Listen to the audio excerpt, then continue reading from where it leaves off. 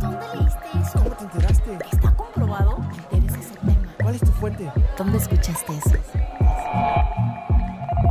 Historias para mentes curiosas.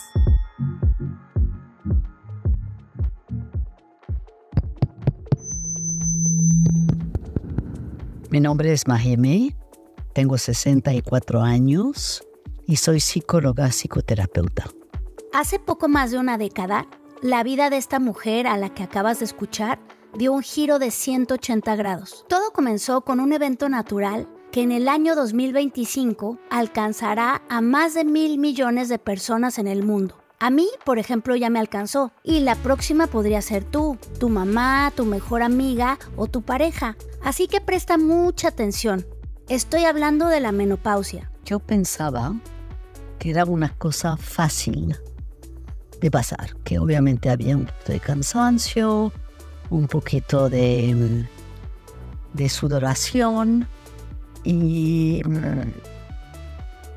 quizás unos 2 kilos más, pero que era solamente eso.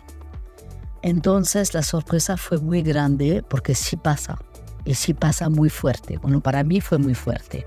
Lo primero que debes saber es que cada quien la experimenta de forma distinta. Eso sí, hay que aclarar que no se trata de una enfermedad, pero puede impactar, para bien o para mal, la salud femenina, la productividad y las relaciones interpersonales. No me di cuenta que venía, pero empecé con algunos bochornos y dije, pues casi contenta. Ay, ya no me va a bajar pronto, ya me voy a liberar de eso, qué bien. Pero no pensaba en todo lo demás. Lamentablemente hay mucha desinformación alrededor del tema.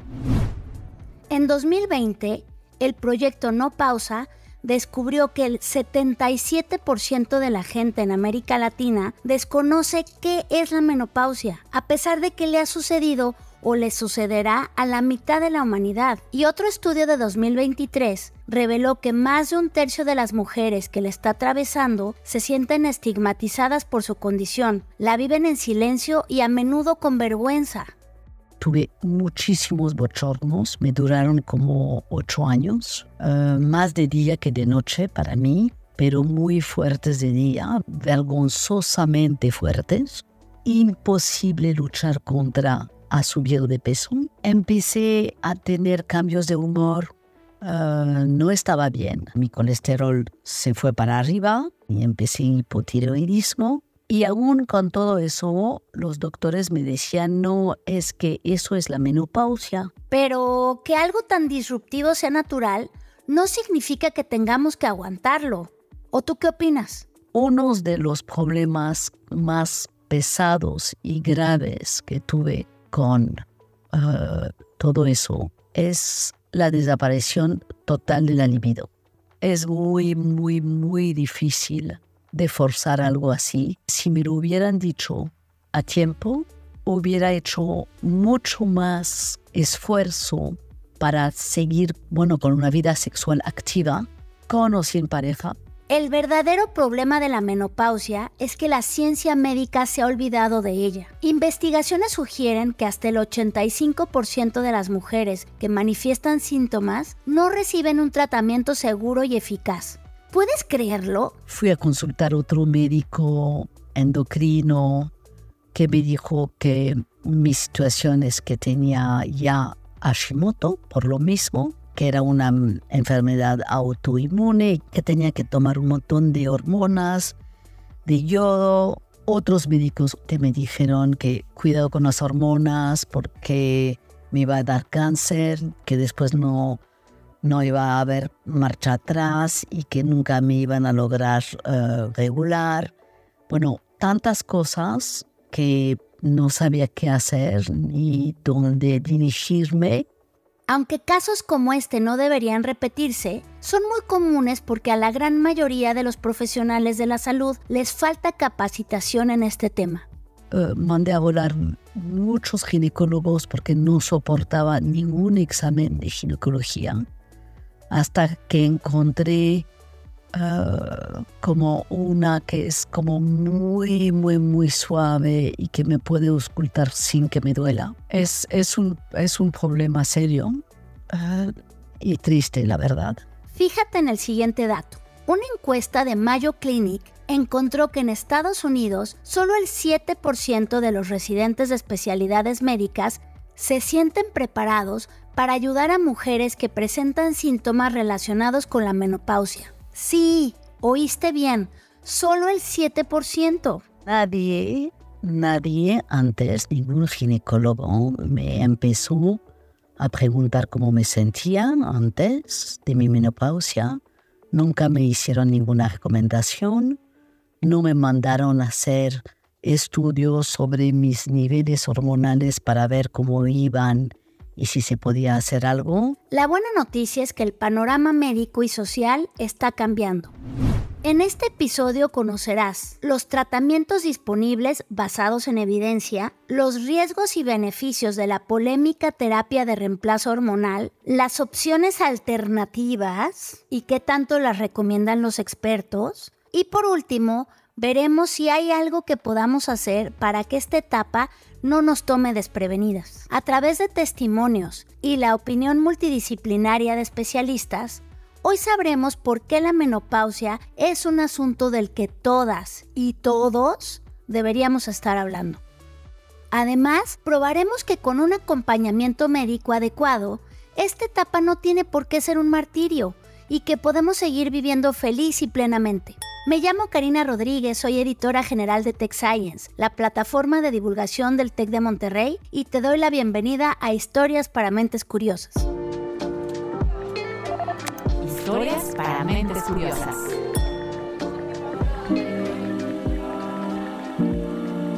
Sí, hay que hacer una diferencia entre algunos términos que pueden llegar a generar confusión. Te presento a la doctora Mariana Robles, especialista en ginecología y obstetricia. Y soy directora general de la Clínica Médicas, que es una clínica en la Ciudad de México, manejada por profesionales de la salud, exclusivamente mujeres, y atendiendo exclusivamente a mujeres, infancias y disidencias sexogenéricas. Ella nos explicó que la menopausia es simplemente la última menstruación de una persona y se diagnostica en retrospectiva. Es decir, una vez que la paciente lleva al menos 12 meses sin su periodo o regla. La etapa anterior a este parteaguas recibe el nombre de perimenopausia y la que viene después se llama posmenopausia. Y consideramos que a partir de ahí ya no debería haber ningún tipo de sangrado y en caso de que se presente es motivo de consulta. Tomando en cuenta esta definición, ya te podrás imaginar que obedece a diferentes causas. Como una menopausia quirúrgica, que es cuando te retiran el útero a cualquier edad y esto genera pues que ya no vuelvas a menstruar en tu vida. Pero es muy diferente hablar de menopausia a hablar de síndrome climatérico, que es la sintomatología que solemos vincular con la llegada de la menopausia. Pero en la menopausia quirúrgica, si no te toquen los ovarios, no va a haber síndrome climatérico. En cambio, una persona con útero a la que paulatinamente se le va perdiendo la función ovárica y cesan las menstruaciones, puede ser que en torno a esto sí existan síntomas de síndrome climatérico. El meollo del asunto se encuentra en los ovarios. Además de liberar óvulos, estos dos pequeños sacos fabrican hormonas. Las hormonas son sustancias mensajeras que viajan por todo el organismo a través de la sangre y regulan las más diversas funciones, desde el cerebro y el corazón hasta los genitales y los huesos. O sea, literal, están en todo. La sintomatología se vincula con la disminución de las hormonas que deberían de producir los ovarios, porque estos ya no se producen en las mismas cantidades o se pueden dejar de producir por completo. Los ovarios producen estrógenos, progesterona y andrógenos. En otras palabras, la ausencia de sangrado en una menopausia habitual no es lo que provoca los síntomas. Solo es una de las tantas manifestaciones de la verdadera causa. Los ovarios están dejando de trabajar. Tengo 60 años. Mi última menstruación fue a los 47 años. El ginecólogo me fue mostrando en ecos cómo se iba disminuyendo el tamaño de los ovarios hasta que ya prácticamente quedaron en unos puntitos.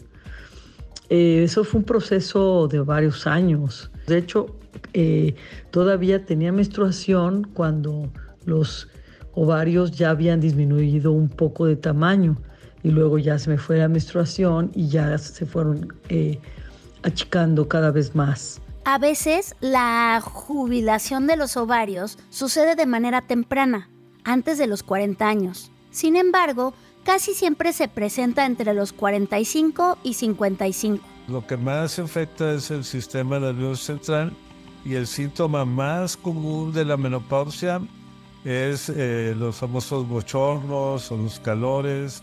Escuchaste al doctor Félix Arce, experto en menopausia, médico tratante en el Instituto de la Mujer del Hospital Zambrano Elion y profesor del sistema TecSalud. Que el bochorno como tal es una sensación de calor en la parte superior del cuerpo que se siente de repente y corre hacia abajo como una ráfaga de calor. La frecuencia es de 75-85% de todas las mujeres tienen ese síntoma. Pero a veces también no es el bochorno como tal, sino simplemente tienen mucho más calor que los demás en un ambiente donde no está haciendo calor. Se siente el más calor porque está alterado el termostato. Este es quizá el síntoma más conocido, pero en realidad hay muchos otros, como por ejemplo, dolor muscular, articular o de cabeza, fatiga, insomnio, falta de concentración, problemas urinarios y muchos otros. Normalmente son alrededor de 20 síntomas que preguntamos a cada paciente, pues afectan la calidad de vida en un grado variable, pero hay casos en los que afectan de tal manera que no pueden funcionar, ¿verdad? O sea, hay personas que dicen, pues yo estoy muerta en vida, o sea, vivo pero no vivo, ¿verdad? Porque no puedo hacer nada. Hay otros que pues más o menos lo pueden sobrellevar y hay otras, porque esto es muy variable la percepción y la forma en que se presentan los síntomas. Hay otros que dicen no sentir nada. Por suerte, los síntomas no aparecen todos al mismo tiempo, sino que se van presentando a lo largo de un periodo de 7 a 14 años. Hola, mi nombre es María Guadalupe Uruñuela y soy ama de casa.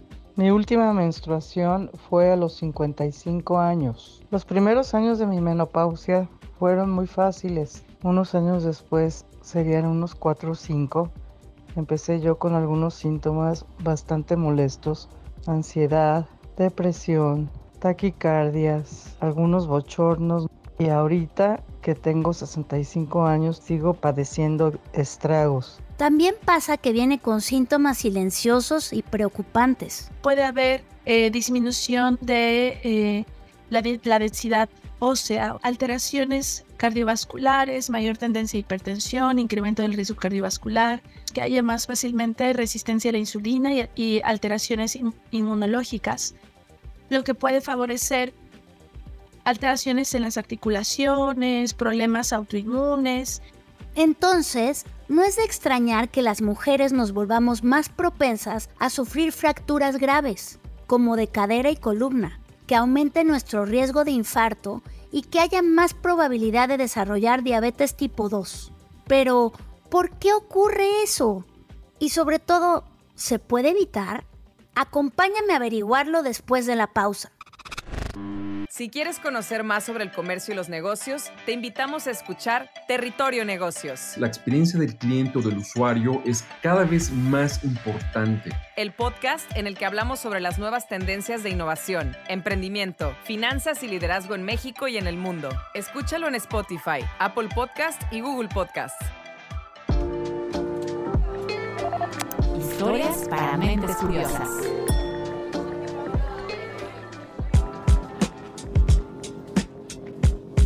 Estamos de vuelta en Historias para Mentes Curiosas, el podcast de TechScience. Ahora vamos a escarbar hasta la raíz evolutiva de la menopausia. Sí, aunque resulte difícil de creer, la menopausia existe por una razón.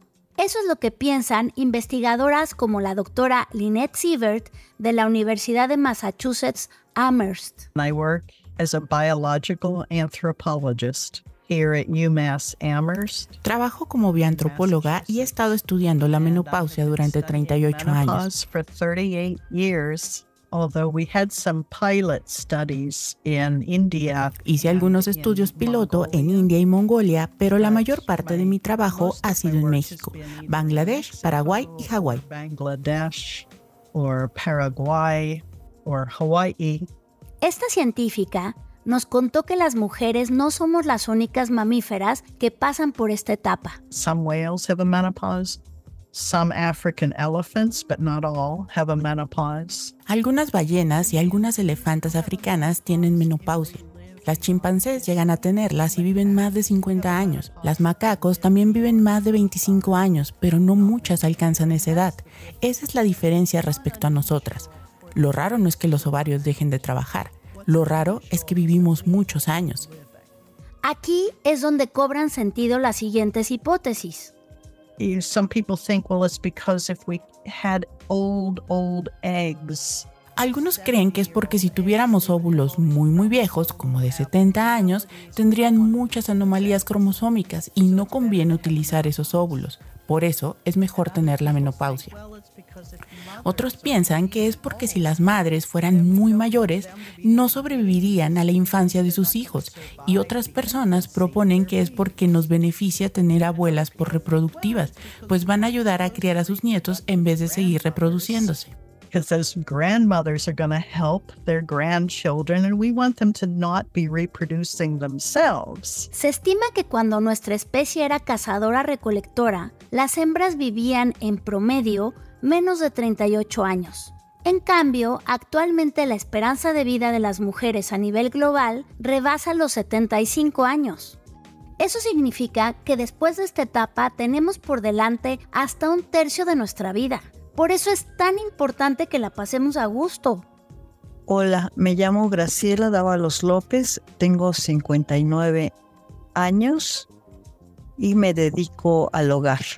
Mi última menstruación fue a los 49 años. No me causó mayores molestias.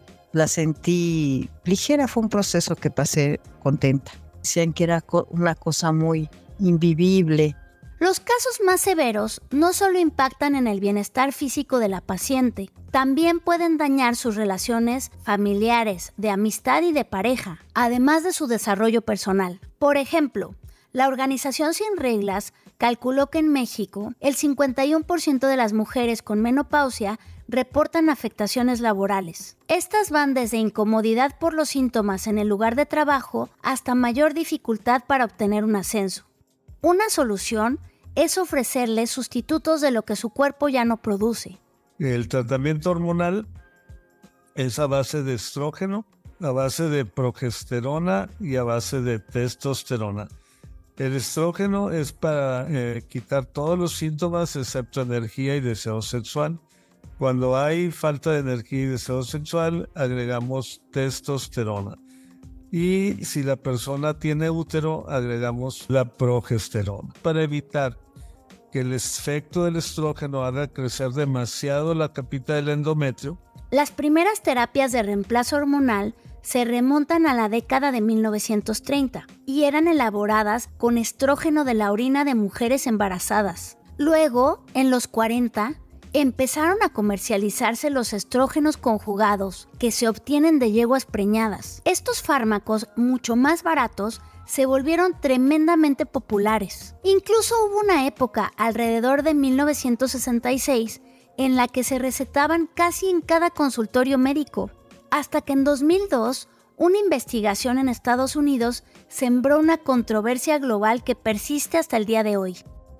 Se estudió a las mujeres usuarias de terapia de reemplazo hormonal y uno de los parámetros que se medía era el riesgo de cáncer de mama, y el riesgo de cáncer de mama en estas mujeres fue tan elevado que se tuvo que suspender ese estudio. Ese estudio fue tomado por la prensa y fue altamente difundido y generó una hormonofobia tremenda en la que todo el mundo empezó a desaconsejar la utilización de hormonas. El estudio se titula Women's Health Initiative y ha sido criticado por su pésimo diseño y por el abandono que generó de la terapia de reemplazo hormonal. Las consecuencias en diferentes países no se hicieron esperar. Por ejemplo, en España, las fracturas, el deterioro cognitivo y los eventos cerebrovasculares en mujeres mayores se han incrementado en las últimas 2 décadas. En 2024, 1.6 millones de españolas de más de 50 años tienen una calidad de vida peor que la que llevaron sus pares a finales de los 90. Hay médicos que se enteran de que están recibiendo tratamiento hormonal y dicen, no sé, eso es mucho riesgo, no debe usarlo. Y la mayoría de las pacientes, pues no falta la amiga, ¿verdad?, que le diga, no uses eso, es malo. ¿De verdad la terapia de reemplazo hormonal es tan peligrosa como dicen? La respuesta es, depende del tipo de medicamento y de la paciente. Lo cierto es que en la actualidad la gama de opciones incluye sustancias, dosis y presentaciones más seguras que las que había hace 20 años. El tratamiento que usemos debe tener como objetivo, pues por lo menos en la solución del 90% y de preferencia el 100% de los síntomas. Proteger su hueso, prevenir enfermedad cardiovascular, también es parte de lo que deseamos, pero lo principal son los síntomas. Del estrógeno, tenemos en México la opción de darlo en forma de tabletas. Tenemos la opción de usar un gel, también un spray. Están también las inyecciones y hay también unos implantes que se ponen en la parte de la grasita de la cadera. Esos duran de 4 a 6 meses. Las alternativas para usar progesterona pues son tabletas, y la testosterona en México solo la tenemos en forma de gel o en forma de implante, y en inyección viene, pero en combinación con estrógeno. Pero ojo, las hormonas están contraindicadas en algunas personas. La revista Cell publicó en septiembre de 2023 una amplia revisión de toda la evidencia sobre la biología y los efectos de la menopausia. Una de sus advertencias fue que la terapia de reemplazo hormonal debería evitarse en mujeres con antecedentes de cáncer hormonodependiente, trombos, accidentes cerebrovasculares e infartos. Y aún en esas circunstancias, los síntomas son manejables con otras opciones. El mismo artículo menciona la aprobación en Estados Unidos del fezolinetant para contrarrestar los bochornos moderados a graves. Este fármaco no hormonal actúa directamente sobre un grupo de neuronas del hipotálamo, la parte del cerebro que regula la temperatura. En México, se anunció su autorización en agosto de 2024. Al nosotros ver a la paciente en la consulta, decimos no todo es dar hormonas, o sea, tenemos que hacer una prevención en todos los aspectos, estilos de vida, hábitos negativos, o sea, el tener obesidad, el tener alto el colesterol, el fumar, el tomar mucho alcohol, el no hacer ejercicio, o sea, todos esos aspectos también los vemos en la consulta, ¿verdad? Entonces, ese es el manejo integral de la mujer en esta etapa. Otra cosa que puede ayudar es la llamada terapia complementaria, que viene a ser la cantidad de calcio, vitamina D, algún tratamiento para bajar el colesterol si es necesario, o algún tratamiento para alguna alteración psiquiátrica o psicológica si es necesario. La mayoría no es necesario, pero en algunos casos sí hay que agregar junto con el psiquiatra algo para ansiedad, algo para depresión. Yo, por hacerlo más entendible, les hago la analogía que cada tratamiento hormonal es como un vestido hecho a la medida, ¿verdad? O sea, no hay el tratamiento hormonal para todas las pacientes igual, como no hay un vestido igual para todas las mujeres. ¿Y qué dice la ciencia sobre las terapias alternativas? ¿Cuáles sí se recomiendan y para qué funcionan? Entre las más estudiadas están los fitoestrógenos, que se extraen de plantas como las leguminosas y se venden en forma de suplementos alimenticios, el cohosh negro, también conocido como hierba de San Cristóbal, y la acupuntura. Pero los ensayos clínicos indican que ninguno de ellos tiene más beneficios que un placebo. En cambio, está comprobado que la psicoterapia cognitiva conductual reduce significativamente los molestos síntomas vasomotores, o sea, los bochornos, mejora el sueño y favorece el estado de ánimo. ¿Conocías estas ventajas? Mientras lo piensas, vamos a una pausa. Si quieres conocer más sobre cómo cuidar tu salud, te invitamos a escuchar Hola de Salud. La prevención hoy es parte del tratamiento. El podcast en el que nuestros expertos te darán consejos para vivir de manera sana, equilibrada y feliz. Felicidad, ese sería un objetivo último. Escúchalo en Spotify, Apple Podcast y Google Podcast. Historias para mentes curiosas.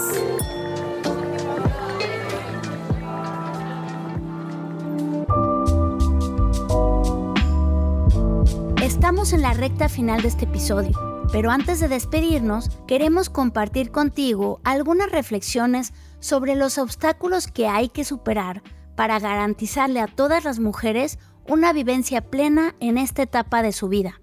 Me llamo Georgina, tengo 67 años y trabajo como analista financiero. Mi última menstruación fue entre los 51 y los 52 años. Previamente sí sabía de lo que significaba la menopausia, la perimenopausia, la menopausia y la posmenopausia. Lo que sí no sabía era las consecuencias que puede tener sobre el sistema cardiovascular. Si hubiera tenido más información, habría tomado reemplazo hormonal que nunca tuve como mejor protección. Como te habrás dado cuenta, la desinformación es uno de los mayores retos que enfrentamos. De acuerdo con un estudio de la University College London, a 9 de cada 10 mujeres nunca se les enseñó sobre menopausia. Más del 60% investiga hasta que presenta síntomas y a menudo se usan fuentes como redes sociales y páginas de internet que no tienen respaldo médico. Si es tu caso, mejor recurre a una orientación legítima. Many countries around the world have a menopause society. Muchos países alrededor del mundo tienen asociaciones sobre menopausia. Están conformadas sobre todo por ginecólogos, así que suelen ser pro hormonas, pero también brindan información sobre el sueño, la función sexual, la salud de los huesos y más. En verdad les interesa ayudar a las mujeres. También están los artículos, libros y el hablar entre nosotras, deshacernos de la vergüenza. Juntas, tenemos el poder de exigir, por ejemplo, que los gobiernos cumplan con su papel en el cuidado de la salud de la mujer. Soy Lucía Holguín. Tengo 71 años y estudié cinematografía. Mi última menstruación fue alrededor de los 52, 53 años. Tomé las hormonas como un poco más de un año. Cada mes subían de precio y yo dije, no, esto es imposible y dejé de tomarlas. A estas alturas, ninguna de nosotros debería carecer del tratamiento que necesita. Por su parte, a la ciencia le corresponde llenar las lagunas de conocimiento que todavía existen sobre la menopausia y responder preguntas como ¿por qué su aparición varía tanto entre personas? I think the most interesting idea is that the critical time period is in little girls from ages 2. Creo que la hipótesis más interesante es que la etapa crítica es la infancia.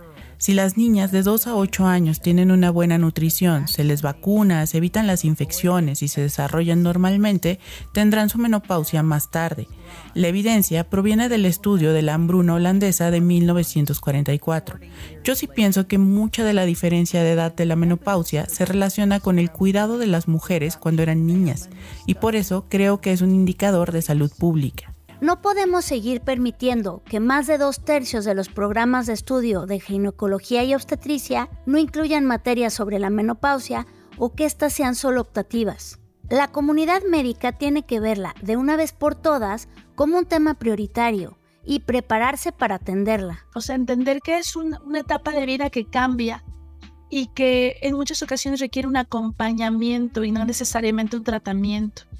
Y en este acompañamiento tener mucho en cuenta las expectativas y las necesidades de cada mujer, porque hay mujeres que me llegan solicitando terapia de reemplazo hormonal como para calmar su sintomatología y otras que nunca me van a aceptar una hormona porque tienen fobia a las hormonas, porque hay antecedente de cáncer en la familia o porque simplemente no les satisface meter sustancias a su cuerpo.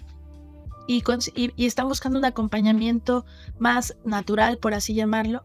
Y creo que es importante, en el respeto de la cosmovisión de mi paciente, acompañarla en lo que ella está buscando. En 2020, el mundo tenía apenas unos 1.300 especialistas certificados en el manejo de la menopausia. Es decir, 1.300 expertos para atender a una población que, como dijimos al principio, sobrepasará los 1.000 millones el próximo año. Me parece que la visión social de la mujer todavía es una visión sexualizada y objetivizada.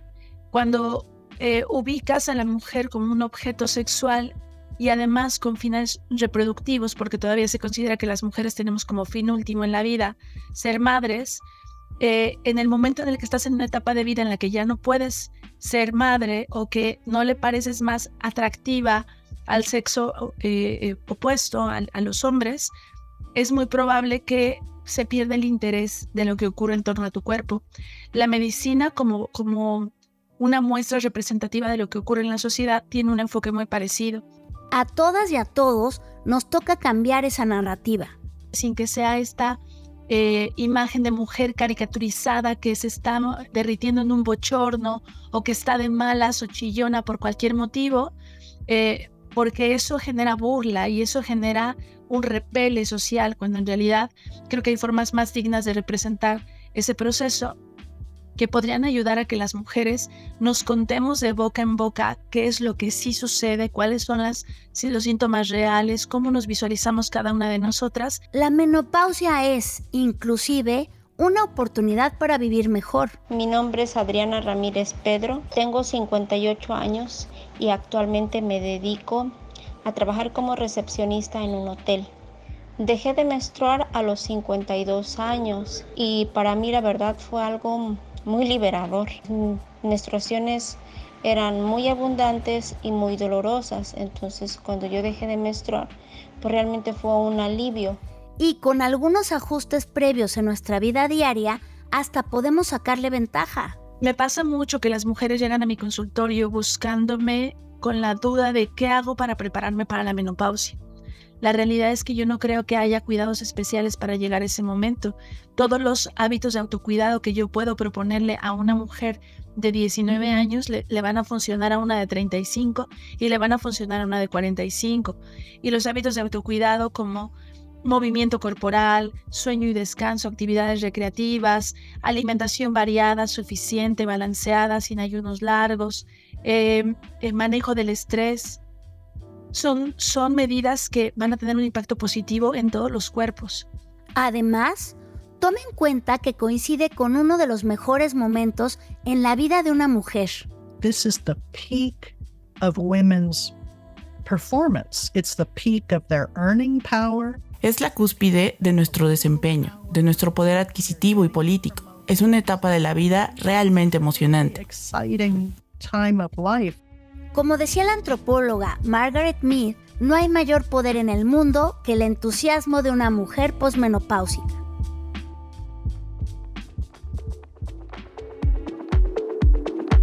Esto fue Historias para Mentes Curiosas, el podcast de Tech Science, la plataforma de divulgación del TEC de Monterrey.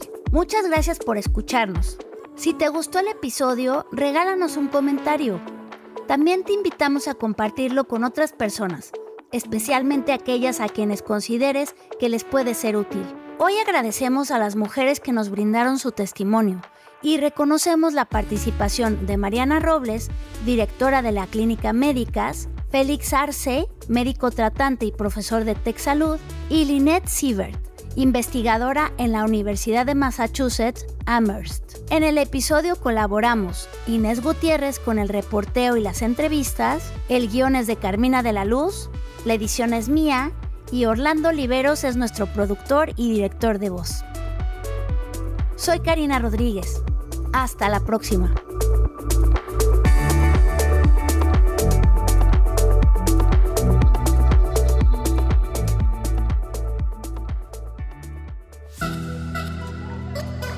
¿Cómo te enteraste? ¿Está comprobado? Tienes ese tema. ¿Cuál es tu fuente? ¿Dónde escuchaste eso? Historias para mentes curiosas.